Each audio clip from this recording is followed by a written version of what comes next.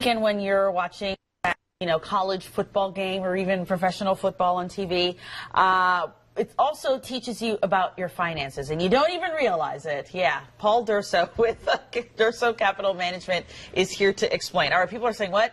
Football and finances? What's the deal? How do they come together? Well, you can learn a lot from football about money. Okay, there's a lot of quotes that we're going to talk about. Yeah, I love this. The first quote you have for us is from Tom Landry, former player and longtime Dallas Cowboys coach.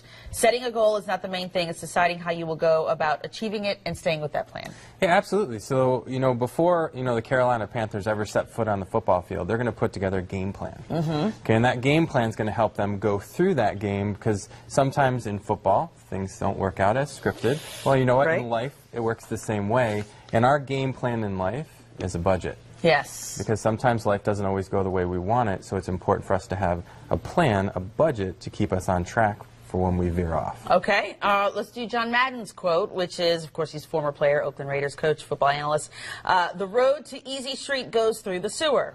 What does that teach us about money? Well, first of all, we all want to retire on Easy Street, right? Yeah. But sometimes getting to that Easy Street is a tough road. And you know what? In football, sometimes the players are required to dig deep, to find victory. And in life, we may find ourselves in difficult situations, in credit card debt, underneath, out of job, some bad situations where we have to dig deep, stay disciplined, and move forward. Okay, let's do Bear Bryant's quote. Of course, the legendary University of Alabama football coach who said, "Don't give up at halftime, concentrate on winning the second half."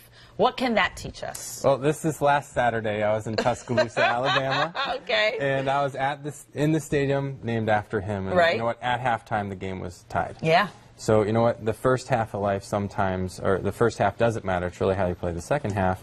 And I feel there's two stages of life. The first stage is really saving for retirement, and the second stage is in retirement and how to spend that money.